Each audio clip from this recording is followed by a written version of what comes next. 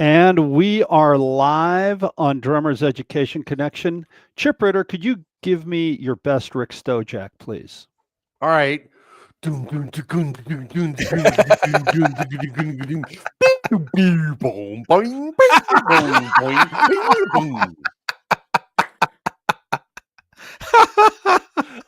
don't know if that was more entertaining to hear or to watch, but Oh my that God. was awesome.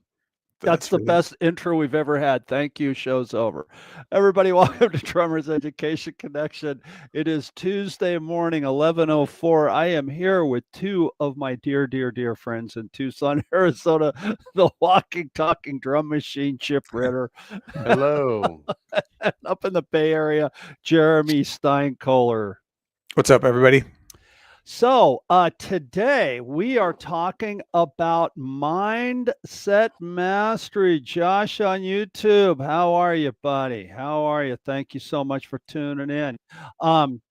So yeah, we're talking about mindset mastery and what it means and how to do it and how to go about it and stuff like that. It's kind of a deep subject, and but before we get into that, what we're going to do is we are going to talk about good things. This is something that we do every week. We talk about a good thing that's going on in our life, inside of drumming, outside of drumming, and so I'm going to throw it to Jeremy. Jeremy, what you got going on, bud?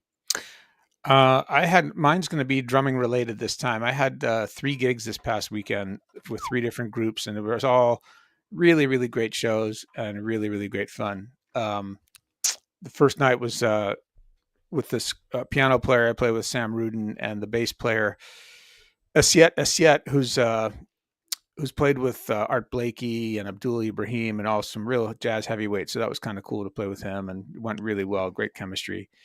The second night was Erica Oba trio at Mr. Tibble's in San Francisco. Really, really fun. And then I played with a string quintet. This was the first time I'd ever done this. It was string quintet plus drum set at a venue in Berkeley, and they have this ongoing monthly concert series, and it's strings with something. And it was Halloween. Yeah, it was cool. It was Halloween music, and got to play with this violinist who I've known for 30 years, but I've never played with. She was a member of the Turtle Island String Quartet. So it was really fun. It was like a classical gig. You know, I had to read and play super, super light because it was like me, and then they were right in front of me, string quintet. So anyways, fun. Yeah. Did you play really the cool. Halloween theme? The din din din din din din din. Which is the Halloween theme? How's that go? That whole thing that goes dun dun dun dun dun dun dun dun dun dun dun dun dun dun. You know, when the spooky guy's walking up with the knife. No. Oh, you're talking about Halloween the movie. Yes, yeah. We did do that. Yeah, nice. Yeah, we did. I played in a band one time that we did the theme song for the Munsters, but we never did a Halloween gig. So it was crazy what we did, because there was some movie music, there were some classical pieces, and then there was Lady Gaga tune and a Billie Eilish tune. Yeah, it was like super wide range of stuff. It was pretty fun, actually. Very cool. That's so cool, man. Yeah, that's so cool. Awesome.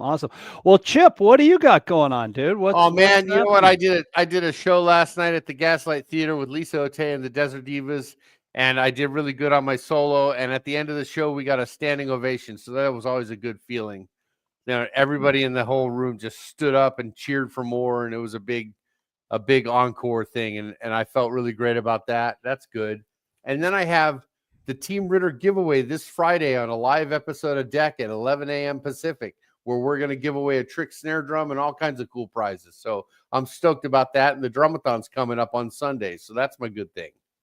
Fantastic. Awesome. Fantastic. So everybody watch. I'm sure Chip is going to be making an event for it. We're going to be doing a special Chip Ritter giveaway Friday here on Deck. And it's going to be Chip and myself and our friend up in Idaho, Fred Fisher. Fred Rock Fisher. He's going to be there with us, and we will be giving away some stuff. And so that's going to be awesome. So my good thing is we're kind of slowing down. The band is for the end of the year, which I'm kind of it's a double-edged sword because I always love to be gigging, but I've got quite a few recording sessions, stuff I got here going on at the Nice. house, and a lot of students. So that's good. But it's kind of nice to be home right now, and kind of taking care of stuff and chilling out. I do have a gig this weekend, but it's a local gig, place down in Laguna called Mozambique. So if you guys are, and it's right on PCH. So literally, like, you walk out the front door, and if you take too many steps, you fall into the water. So it's right there on PCH. It's gonna be a lot of fun. Laguna is an incredible town. You can't walk 5 feet without seeing something artistic. It's an art town. It's very cool. So if you're in the area, Saturday, come on down to Mozambique. We'll be down there rocking and doing our thing. So that's my good thing. That's my Right good on. thing. Right Yeah. on. So today, what we're talking about is mindset mastery, and I need all the help I could get. And Jeremy's the smartest person I know. So no, You're in trouble. well, we're the three of us are really in trouble. No, I'm kidding. No, I think mindset mastery is something that I know a lot of myself personally. I struggle with it. I think a lot of times students will have a hurdle in their playing or in their drumming. They hit a wall because they've told themselves, "I can't do that," or "This is going to be hard," or they listen to voices from their past of people that maybe weren't the most positive influences on them. Right. And there's that old adage. There's two men, and they're standing at the foot of Mount Everest. And one man looks up at the mountain and he goes, "There is no way I could ever climb that mountain." And the other man looks up at the mountain and he goes, "I'm going to climb that mountain." And I think sometimes as musicians, we have to have that mindset. We have to have a positive mindset. We have to focus on the positive moving forward. And that can be hard. It can be very taxing because we are in an industry that's a lot of times, I'll just say it, I mean, it can be, it is artistically driven. It has to be, I think, at its core. But I think a lot of times it's ego driven, and so we get a lot of no's. We get a lot of "I'm better than you." We end up comparing ourselves to other people. We've had episodes on that, on on not comparing yourself and overcoming imposter syndrome. So I think controlling and thinking positive can be incredibly taxing at times for a lot of people. So I thought it'd be a good topic to talk about and throw at you guys and get your 2 cents on it. And would love to hear from some of the listeners, some of the people that are watching on Facebook and on YouTube. Would love to hear your 2 cents. So Jeremy, Chip, what do you got? Let's hear your what you got. And you know what? The way I was thinking about it was the attitude and the perception. All of this goes into this is a huge topic, by the way. But when it comes to drumming, as a performer, as an entertainer, as a performer, my mindset, like last night, was a great example of getting over your imposter syndrome and your fear and your mind. I'm thinking about it. I'm watching Lisa's fingers and I'm thinking about it too much, and I can tell that I'm thinking about it too much. Like I'm playing a little stiff, I'm a little tentative, and I started just saying, "Okay, just listen. And I started listening more, and that helped me unlock my potential on the kit by just paying attention to the sound instead of what was going through my brain. Right. So, I mean, that's one aspect of how I do what we're talking about, mindset. But like you guys said, I mean, I'm nowhere an expert on mindset mastery. My mind I think is fundamentally broken. I have to rely on actions to act my way into better thinking rather than to think my way into better thinking, because by myself, it's going to be the same stuff that's going on in here. And if I can just reach out and find other perspectives of it, I find more progress with that. The other thing I was thinking about when I read the topic mindset mastery was juggling, learning how to juggle. That was a mindset of I had this vision and I knew I could do it. And I just knew I could do it, and I wasn't doing it, and everything in reality was proving to the negative. It was like, you can't do it. Here's the results. The results are in. You failed. You failed. You failed. But that mindset of I can do it was more persistent, and I was more persistent than the negative results I was getting. And every now and then I would get a good result. So every so often I would get even a better result. And then like this kind of spiraled and built. I built up the positive results until I learned to actually be able to do it all the time. That's one of my experiences with that mindset stuff. So take it for what it's worth. Oh, I think that's worth quite a lot, Chip. Yeah, it is. That was some really good perspective there. And one of the things you said that struck a chord with me was, you said something to the extent about knowing how your brain works. Mm-hmm. And for you, it's a matter of, actioning your way into thinking differently, as opposed to trying to think your way into thinking differently. Yeah. And I think that's really, I think it's different for everybody, in terms of how their brains work and how we're wired, or whatever you want to call it. And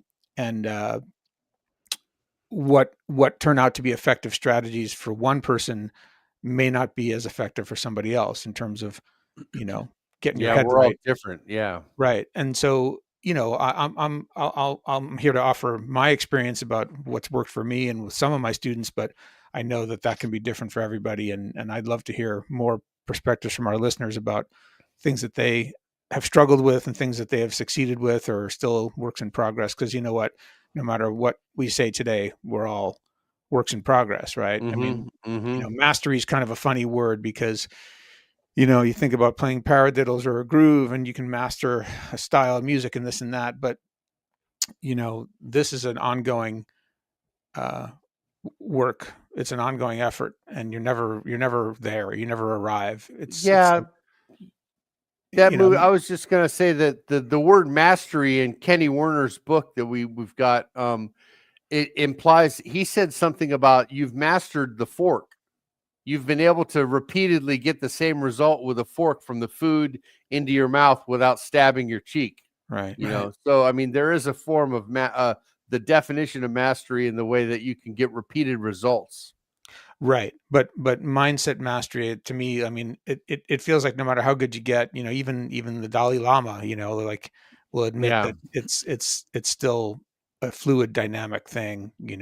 It's not like, okay, I'm done now, I don't have to do any work. Right. It's always takes an effort to, it's a process. Process. I think we're always a work in progress. And I definitely think that when you're working on your mind, you have, like you said, Chip, you hit the same chord with me. You have to like remind yourself, I think sometimes, that you are getting better. And I like how you said, it's like, I had proven results. I could juggle the stick. I could, as Jeremy said, I could play the paradiddle. I could play the groove. I know how to play second line music, what have you, and those are proven things to us. And we have to, I think, remind ourselves of that. When I was younger, I was much more insecure about my drumming, right? And I was always thinking about the ways in which I wasn't good enough, or the ways in which other people were better than I was when I would see them, or even when I would play with people, I'd be worried about the things that I couldn't do. And now, I mean, part of it's just getting older and, knowing yourself better and being okay with yourself better and accepting yourself more. I feel like I'm, I don't have those same thoughts. Like I know what I am, and I know what I can do, and I know what I'm good at. And I take, confidence and pride in doing well what I do well. And for something I'm not going to be able to do well, that's not something that I have. Somebody else may have it, but that's okay. I don't have to be everything to everybody in every moment, in every style of music or whatever. So sort of trusting, like, you're there on the gig for who you are and what you can do, and just being the best version of yourself doing it. That's part of the mindset, I think, too. The best version of yourself. My mom gave me, I've talked about this before, when my mom gave me this hypnotizing routine where I self-hypnotize myself, and I take myself down these stairs into this drum room in my head. My drum control room is where I am in complete control of myself, and I have full facilities, and I'm not thinking about anything. I'm just ready to act and respond and play the music. And I get into that place, and it takes away a lot of those fears. It just says, it just, what the exercise does is help me to bring, like you said, the best of what I have, the best of what I can do. That's a helpful thing for me. And the best of what you can do is phenomenal, right? Yeah. Well, yeah. And I mean, each of us have our, Right.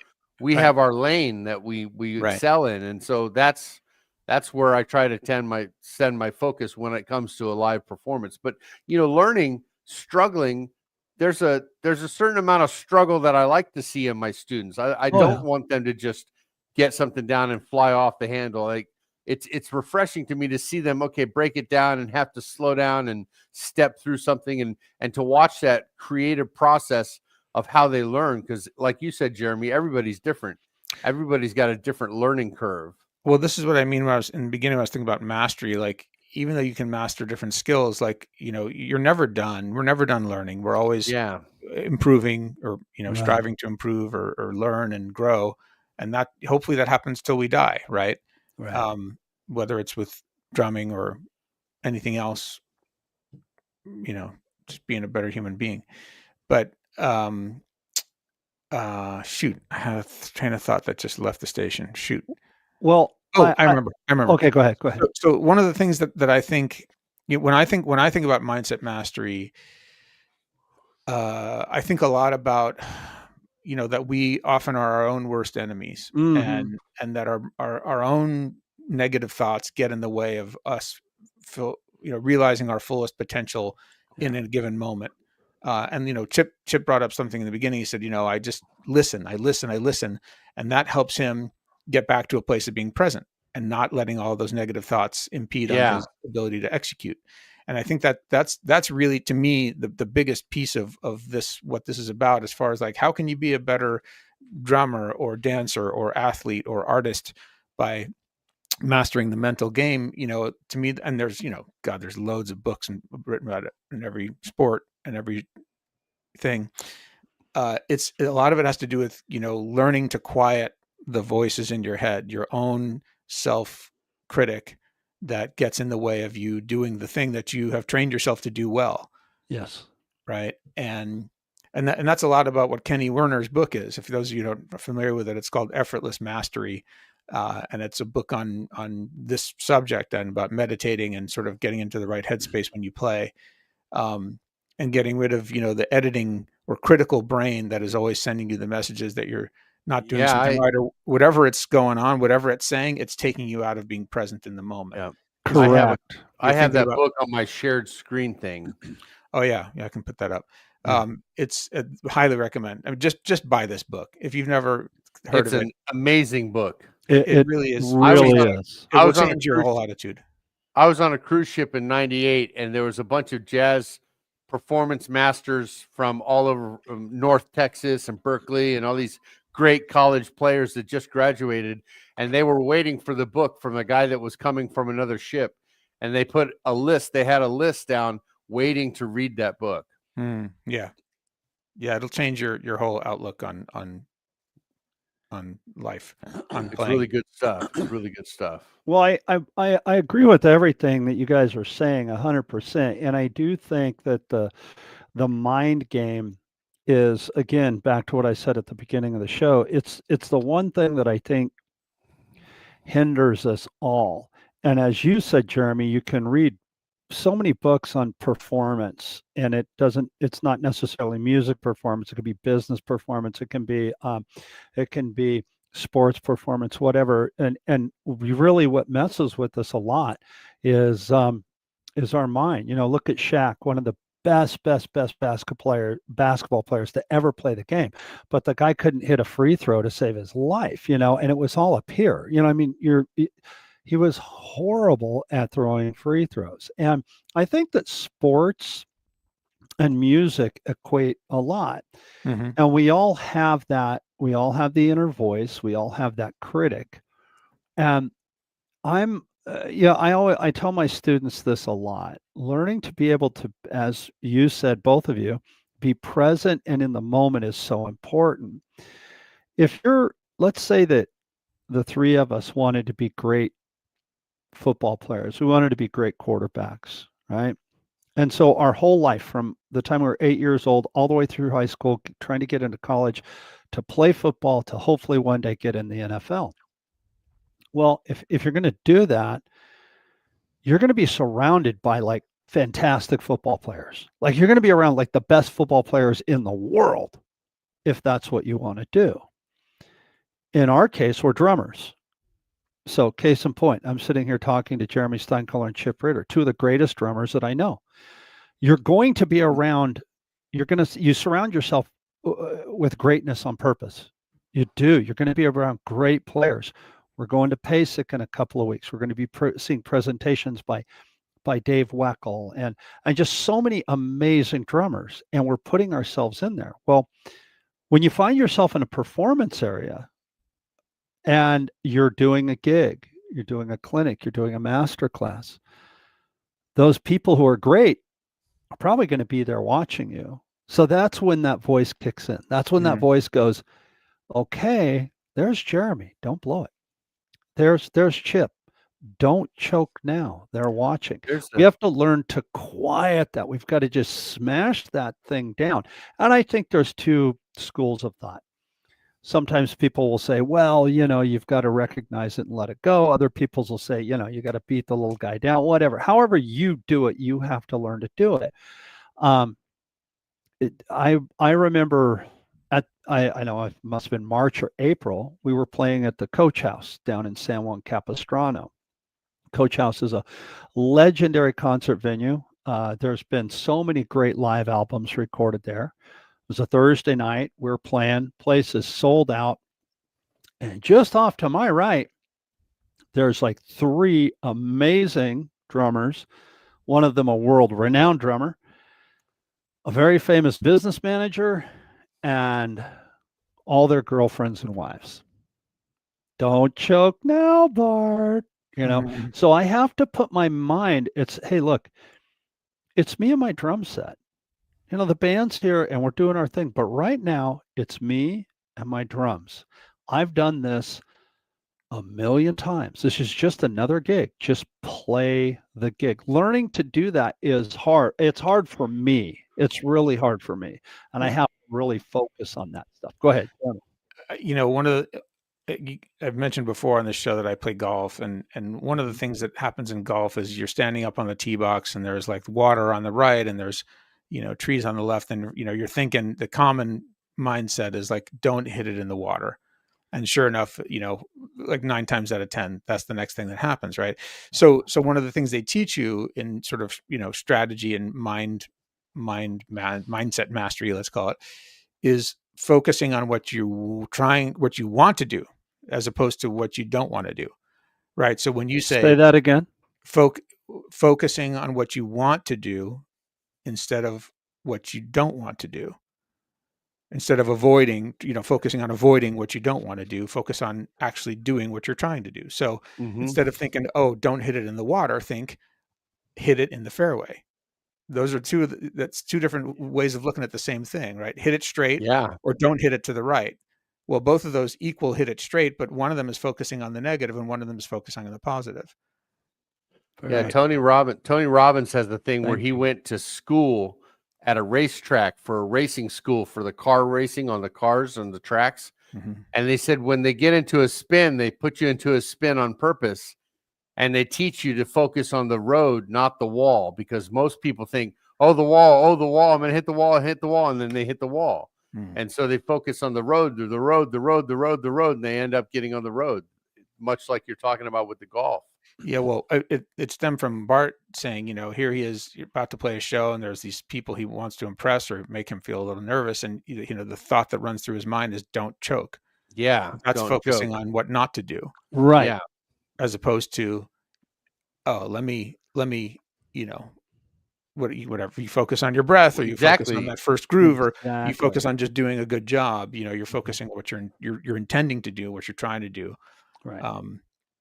I go through that wall at Deck Day that we had in April. I went through that wall about, not only playing in front of those people that were there to see us play, but playing in front of you and Bart and Rick. And I was like, okay, oh gosh, Jeremy's got this and it's so great, and Rick's going to do this, and Bart's going to do this, and what am I going to do, and how am I going to even be a part of it? And I had to challenge those thoughts and say, wait a minute, I've got something to offer here.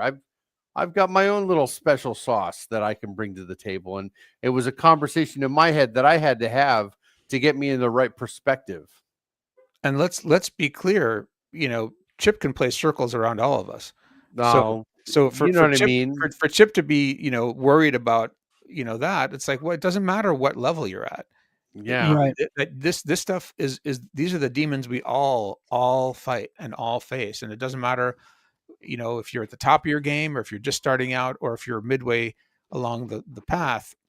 And I think that's important to remember. People think, oh, I mean, I'll say this, I'm much more secure in myself, now than I was when I was younger. But I think that's partially a factor, again, of just growing older and knowing myself better, not caring as much I would about agree with that. not I would caring as agree with much that. about what other people think. And so that's just sort of a normal, whatever. For me, it felt normal. But my point is that you can be at any place on the path, and you can deal with this well, or you can deal with this poorly, no matter where you're at. Mhm. Yeah, it's Right. how you look at it. It's how you look at it. It's perspective, I think. Yeah. Well, I think perspective too, to kind of echo what you just said, Chip, and perspective on what you're saying, Jeremy, it whatever you focus on in life, you're going to get. Like you're saying, okay, don't either shoot it down the fairway or don't shoot it into the water. You have to focus on your result that you want. I have a friend of mine who is just a fantastic musician. We all have that one guy that we know that you're just, like, oh my God, he's the guy, right? Years ago, like, when he was younger, he kind of glommed on and held on to that thing of being a starving artist, right? If you're not a starving artist, if you're not suffering, you're not really an artist. And I don't know that those are the words that's gone through his mind. Mhm. We've had the conversation this much, it hasn't been in depth, but he holds on to, like he really holds tight to the starving artist thing. And and he's I think he's in his 40s, and everything there's always issues there with money for him, and I feel really bad for him. And I want to say, well, just quit focusing so much on being a starving artist, and everything it revolves around money. Oh man, that's a nice paperclip. What that's a good paperclip. What that's a $2 paperclip, right? I mean, everything in his life is that way, and I feel bad for him because I think if that's what you're focusing on, it could be money, it can be whatever. Those things, that's a way of holding yourself back. Mhm. And that's I don't know. What are your guys' thoughts? That's what I see in him Yeah. all the time. I think that there's a certain amount of like you said, that we're talking about perspective and attitudes. When you have I have some friends that are super spiritual, but they're very poor, and they're always talking about their problems with money. And I've got friends of mine that they're just amazing musicians, but they're always bashing themselves. Mhm. Like I have a friend of mine named Larry. He's like the best bass player in Arizona. And when you play a show with him, we look back and we're like, yeah, man, yeah. And he looks back and he goes, oh man, I did this. I had this clam. I had that clam. I had that Right. clam. Like, Right. Mm, but I don't know. It's part of different, like Jeremy said, it's different for everybody. Everybody's got a different playbook. And when I'm thinking things are going well for me, things are going to work out for me, it's going to be a positive thing. This is going to be positive, positive, positive. I end up getting a better result. Like you said before, Bart, where focus goes, energy flows. If I'm That's it. focused on that, then that's really what I'm going to get after that. right. I like that little saying, where focus goes, energy flows. If you, and it's almost like reflexive, you get so used to these negative self-critical thoughts that it's like it's almost like a habit. Yes. and like you were talking about your bass player, like that's just the way he is. Like, dude's he's like Eeyore, right? Like, yeah. and sometimes I believe that sometimes, people are just wired differently. Like some people are just like predisposed to have a bright, happy disposition, like Rick Stojak. And then, Yeah. and then there's other people that struggle and they're just not how they're wired. And, you do have some control over this and you have to have different strategies based on who you are, which is not to say that someone like Rick doesn't suffer with, from depression or anxiety at times, right? We all do, but I'm just saying, some of it's how you're wired, but then the rest of it is your attitude and what you do based on knowing yourself and how you're wired. And what you do, the action that you take. Yeah. Yes. In spite of how you feel. Right. The student who's struggling with this, they're trying to learn this four-way coordination and it's boggling their mind. And if they break it down and they just get to this place where it's like, well, why am I doing this in the first place? Well, because if I can get there, I'm going to be able to play this and it's going to be awesome. And this great thing lies ahead of this struggle. And so it warrants the energy and the effort that it takes to fail over again. Mm-hmm. When I put on my teacher hat with what you just said, Chip, I had this happen to me actually yesterday. I have a student of mine. This guy is a fantastic student, and he's there every lesson, ready to swing and duck. And he struggles from everything we're talking about. Like he's Eeyore, as you said, Jeremy. He just is. He's this guy. And he gets sometimes into a very negative place, and I try to help pull him out of it with his mindset. And his thing was, I just don't feel that I can't cram 30 years of drumming into 10 years. And I'm like, well, nobody can. He wants the magic drumming pill, right? He just wants to take the pill and poof, look, I'm a drummer. And I try to tell him, he goes, I don't see where my effort is paying off. And so I said, what do you mean? He goes, well, like I'll sit in here and practice, but I don't know what my end game is. I don't know what I'm shooting for some of the times, even though we'll have a thing that we're working on. I don't know what my end game is. I don't know if I'm getting better. And I gave him 3 examples, really simple ones. Like, okay, do me a favor. I said, play for me. Everybody Wants to Rule the World. Play the groove for me.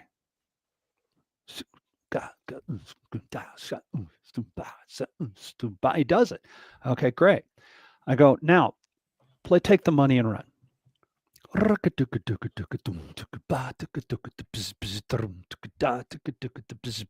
And he played it. I said, well, if you remember, I said, 4 weeks ago, you told me, your exact words were, that is impossible. And I used the 2 guys standing at the foot of Mount Everest analogy that I said earlier in the show. I said, you said it was impossible. I go, you just nailed the part. Like, you didn't kind of play it. That was Gary Novak. Or not Gary Novak. Who was that drummer?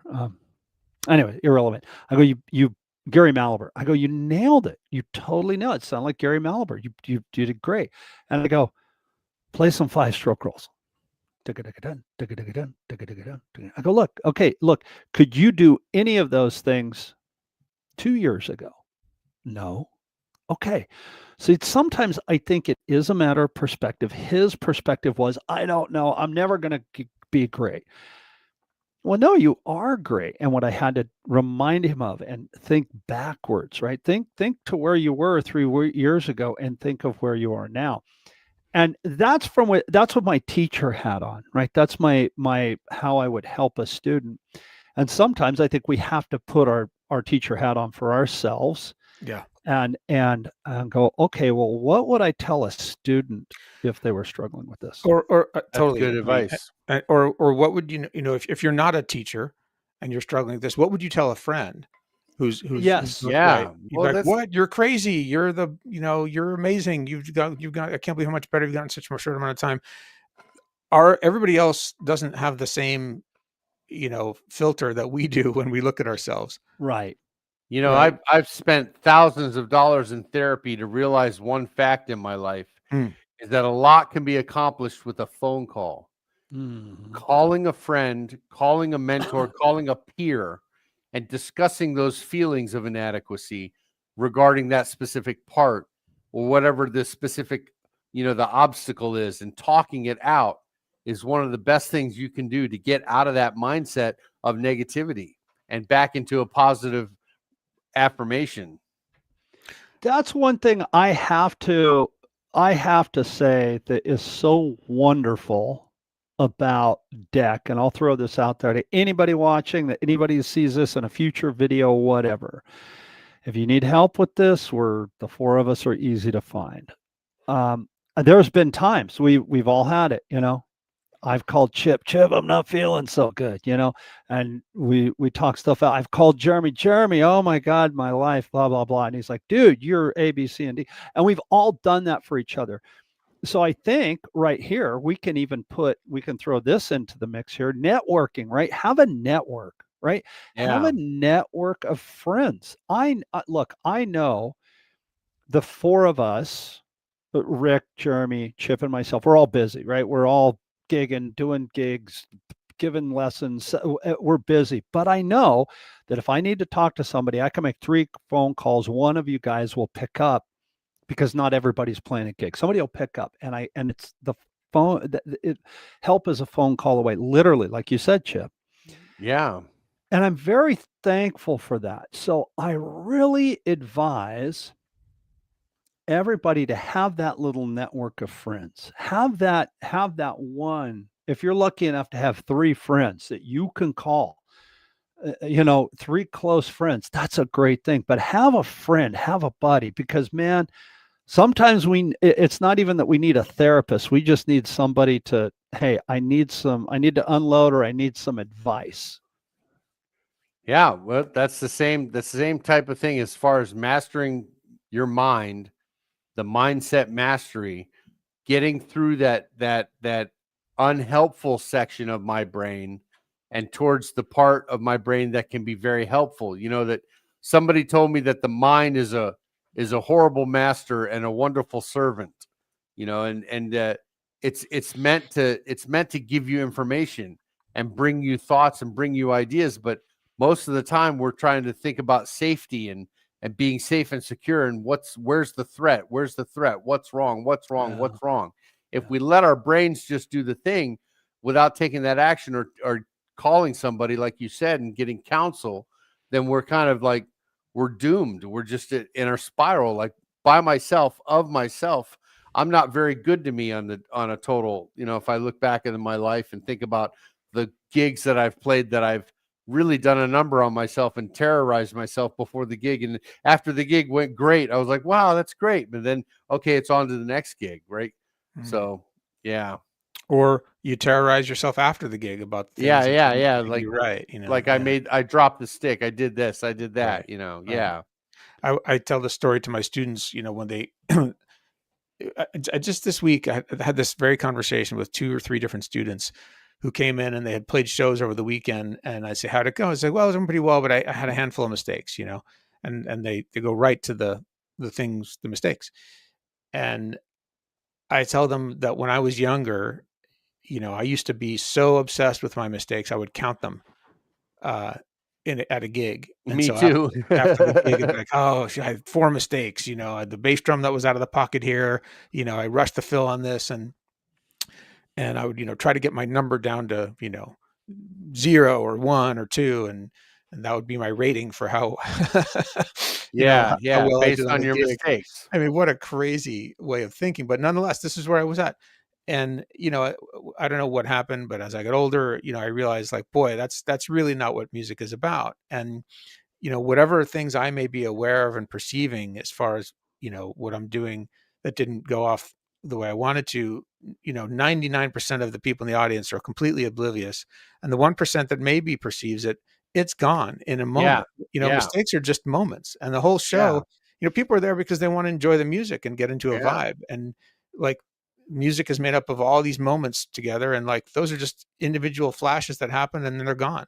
And if I trip on them, or I make a face, a sour face when I do something wrong, all I'm doing is telegraphing, oh, this is a bad thing that you should feel bad about. Whereas if I smile about it and laugh it off, then if anyone who might perceive like, oh, haha, that's so funny, he just made a mistake, and that was funny that he made a mistake, Yeah. Right. right?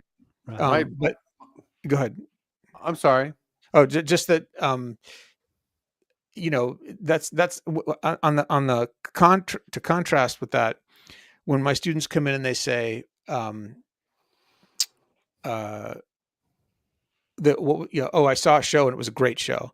And I always ask them, what was so great about the show that you saw? And invariably the answer is actually pretty similar. And they say something like, oh, the band was really into it. The energy was really good.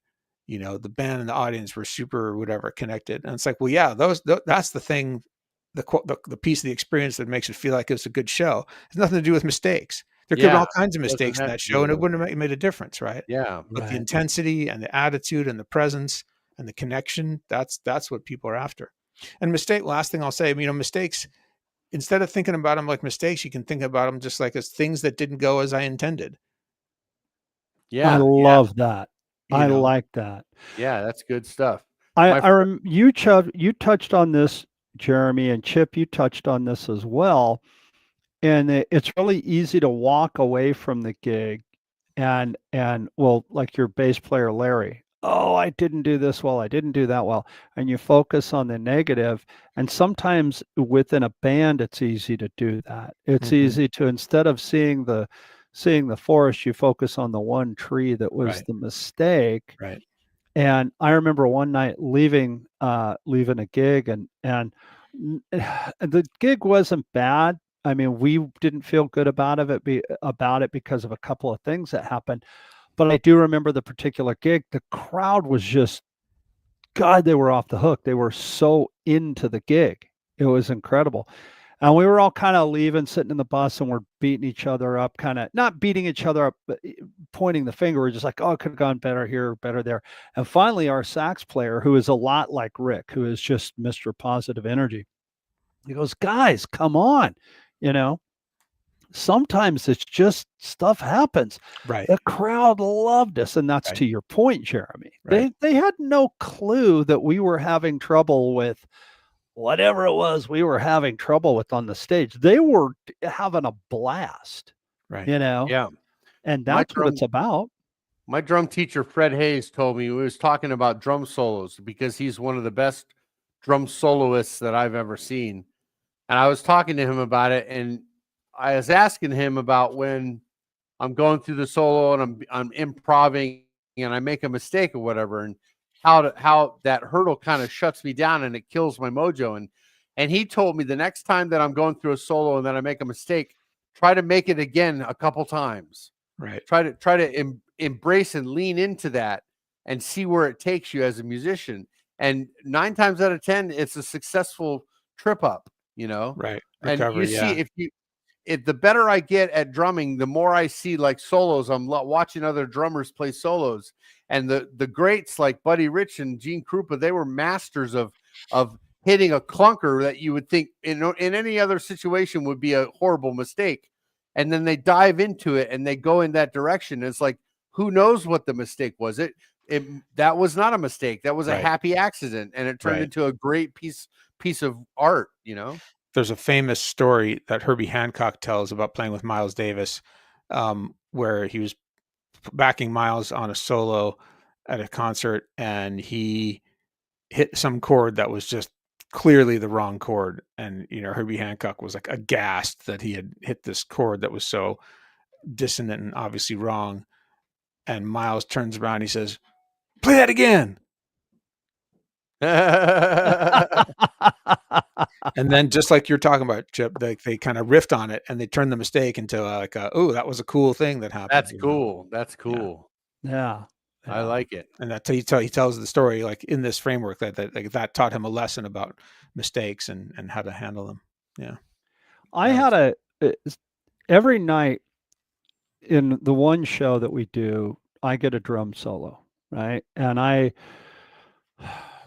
for the longest time, I'd play it safe. I had this drum solo that I did. I went here and I went here and I went here. And I had a little bit of improvisation in each area. And our guitar player came to me one night and he goes, man, he goes, I like your solo. It's really cool. And he said, the good thing about it is I know how much time I have backstage before I have to walk out on stage again. I said, okay, great. He goes, and I kind of laughed. He goes, but I don't want that. And I go, what do you mean? He goes, dude, just go up there and don't let me know what you're going to play because we were playing this. We were actually playing a tour in the same venues that we had done like the previous year. It was a repeat tour, just in different order. So he goes, a lot of the people that saw us last year are here this year. We changed up the set list so that it's not the same show. We're playing a lot of the same songs, but you're playing the same solo. And it's not like it's a guitar solo or a piece of the music. It is a solo. So just play. And I remember thinking, okay, and this is the truth, Chip. This is the truth. The next night, we were at the Arizona Broadway Theater. Okay. Really cool place in Arizona. I don't know if you've played there or not. And we're coming up to the part of the solo, or coming up to the drum solo. We're coming to the end of the song where I'm getting ready to go into it. And part of me is going, just do what you always do. And then part of me is like, no, David's right. David's right.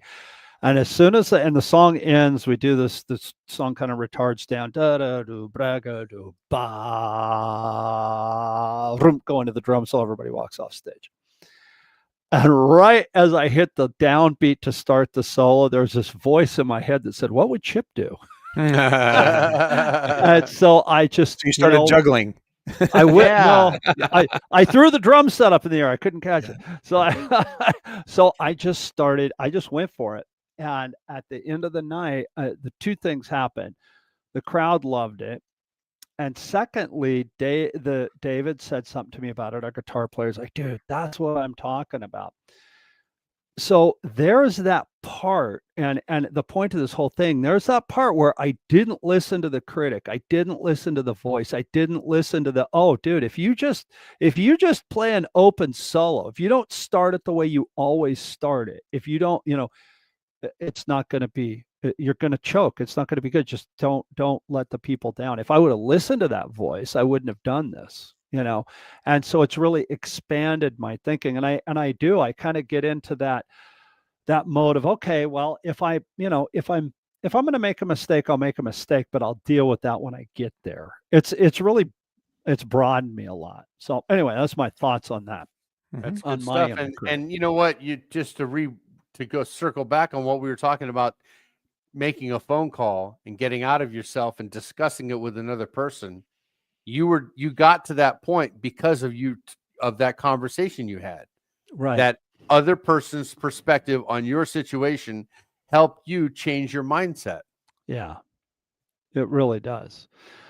I think it's easy, and we can go a lot of different directions with this conversation, and we're getting close to the end, but that we've talked about this before too. The grass is always greener, right? Thinking that somebody has it better than you, or somebody can play better than you, or this person's a better player, or that person's a better player. A comparison game, if you will.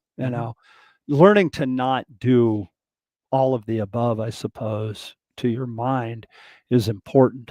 So, like I said earlier when I was telling the story about the coach house, okay, this is me and my drums. I've been here so many times for so many years. I know this place. I'm okay here. I'm comfortable here. I know the band members. I know I'm comfortable. I'm in a big, easy chair in my living room. Just do your job. And it's hard to get there. It's hard to get there sometimes. When I look at sorry. No, please. I was just thinking about the term unlocking your full potential. That students of mine that struggle with, where am I going and what am I going to do, and where's the motivation for going through this pain that I'm going through, the struggle of learning the part that I'm learning. I always make sure that we get a piece of paper and we write down goals. Where do you want to go? If you could play anything at all, that what would mean success to you? Defining what is happiness and success to you is critical in having a North Star to shoot for. Well said. You know, that made me think of just the title of the episode, and this is a phrase that you hear all the time: unlocking your potential. It's almost like a commercial kind It of thing. is. But that, you know, that implies inherently that your potential is somehow locked up, Yeah, that's true. right? And like, you know, if it is, it's all self-imposed, right? Like It this has kind of been is. the theme of what we've been talking about today. Like we are our own worst critics. We are the, you know, we are the ones that hold ourselves back with the critical voices, and you know, we learn those early on from parents or from outside influences, or sometimes just from the way we're wired. And so, you know, like we are all, you know, here to shine and be the whatever version of ourselves that we can be. And it really just comes back to you are empowered to, you know, to help yourself grow and succeed and thrive in whatever way or area you want to do that in, drumming or whatever. But it's not locked, you know, it's really not. Yeah. Your potential is there, and it's just a matter of, you know, getting out of your own way, I think, a lot of the time. Getting out of your own way, that's the whole key. Get out of yourself. I totally agree with that. And to use another cliche, and I think we've all heard this. We're throwing them out there today. You know, let's think outside of the box. I have a couple of students that's their thing. Okay, I'm going to think outside of the box on this one. And what I will always say to them, well, there's no box, Right. right? There's no box to be in, right? Um, it's any reins that you have on yourself are self-imposed. I think a lot of times I really do think that. Yeah. And again, it's back to the title. It's back to everything that we're talking about today. I think the brain, our mind, is what just messes with Yeah. us so much. Yeah, and you know, it's so easy to fall into the pitfalls and like stop yourself. I have a student who works really hard, but she comes in, and a lot of the times during the lesson she says, I can't do it. Like she's trying to get this thing and I just can't do it. And I was like, you haven't been able to do it yet. Yes. You have to reframe it. Yeah, reframe Yeah. it, reword And it, every and right, come up with new words. because those words matter. How you talk out Yeah. loud about yourself matters. Your You know, subconscious is always listening. Yeah. to bring it back to the golf course again, like, you know, I play golf with a friend, and, you know, every time he hits a bad shot, he says, I suck. And you Wow. know, He's affirming the negative. right. It's like, well, that's kind of a self-fulfilling prophecy there. Like, you know, that shot, how about that shot didn't go as you intended? You know, and you're trying to get him to go more often where you intend. But like, boy, if you're just surrounding yourself with those thoughts, if that's what's populating your brain, you know, You're it's really good hard at to that, get out of. Jeremy. I've got to give you kudos on this. I know a lot of times we'll say that Rick is the positive energy hand grenade, and he is. No But doubt. I in the years that I've known you, you're very good at that. You're in tune with the people around you, and you've said this to me. You're like, let me challenge you with something, and Mm. you'll repeat something back that I've said Mhm. or that somebody else has said, and it kind of stops you in your tracks for a minute, and you're like, wow, okay, he obviously is listening, and he obviously cares. And that to me is the important part. And back to the friendship, right? Where we're like Chip said, you know, sometimes it's a phone call away. Call somebody that. And what I said, if you have somebody in your life enough that cares enough to say those things to you, that's big. That's a big thing. That's a big thing. I like the Well, I can't do it yet. I like the I whole yet. love that. I love that. Yeah. What did James say? Chip has talked about getting into the zone. Getting into that zone has unlocked any self-limitations. Yeah, there's James says Chip has talked about getting into the zone. Getting into that zone has unlocked any self limitations. Patrick said, be the change. Yeah. Yeah, be the change. We're our own worst critics. Mhm. Yeah, we are. Oh, James, you know what? The other day when I sent you that thing on the flam exercise that you had mentioned on Facebook, I wasn't meaning to buy that. So what I will do is I'm going to send you a copy of that. So when I sent that to you, I hope it didn't seem weird. Anyway, I'm going to send that to you. So I'll have that over to you hopefully today or tomorrow. I promise. I promise. It's been a nutty week. I've meant to send that to you a couple of times. So anyway, Unlocking your potential. One of the best ways that you can unlock your potential as a drummer, no matter how old you are or how skilled you are, is to get a teacher and take some lessons. That's one thing that I think we don't talk about that much, but things for me to take lessons from Jeremy, to take advice from Bart, to call Glenn Sobel up and book an appointment and go over my technique again has done wonders for me. It just refreshes my course and opens my path as a drummer. And I've learned so much more from the attitude of, well, I've got this. And instead of I've got this, it's like, what else could I go get? Mm-hmm. It's a good way to unlock your potential. well, being a mentor almost kind of means that you have to have a mentor. I think. Yeah. You know what I mean? We all need it. I know I take lessons often, and I do it for that reason. I want to be the best version of me that I can be. Sometimes it's a technique lesson, sometimes it's a double bass lesson or a swing lesson, and sometimes it's a just, let's look under the hood and see what's going on in their lesson, Mm-hmm.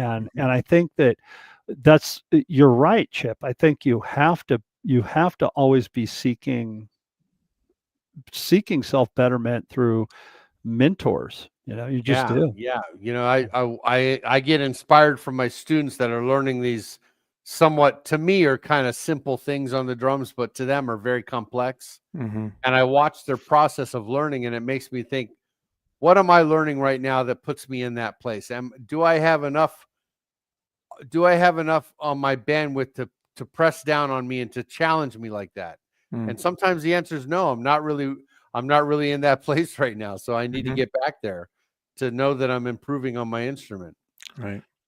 I think at this stage of the game for me, what taking lessons does, and maybe we're jumping off of subject, but for the mindset part of it is if I know that I have a lesson coming up with somebody who I really respect as a drummer and I have to play something, well, it's the same as taking a spelling test. I'm going to work so that I can pass that spelling test, right? Mm-hmm. So Yeah. here I'm going to work so that when I get into the lesson, I'm not trying to impress the other drummer. Look what I can do. I want to be able to have a vocabulary enough to where I can speak the language with the drummer, but then we can go a little bit deeper. You know what I mean?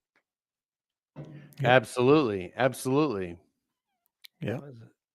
What did James say about? I recently took Todd Zucker master class. He was inspiring and gave some of the. Oh yes, you know what? You are right, James. He's so inspiring. Todd Zuckerman. When you walk away, I took his master class too.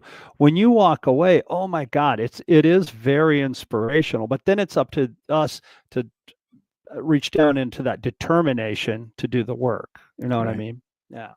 Yeah. I'm looking forward to some inspiration at PASIC for sure. Yeah, it's going to be a lot of fun. Hey, you know what? We got to try that restaurant too. St. Elmo's Fire. I should. St. Elmo's Fire. Yeah, so I guess it's everybody talks about how great it is, and at PASIC, it was like a 3-hour wait, and I think it's kind of pricey. But we went. I'm looking forward to just the hang. We're gonna have a lot of fun. That's gonna be great. All right, guys. Thanks for tuning in. And thanks to you guys, Bart and Chip, for some great stuff today. Really good. Thank you, Jeremy. Thank you, Jeremy. Thank you, Chip. And we'll see you all next week. Okay, everybody have a great week. Chip, give us your best Rick Stojak. Come on.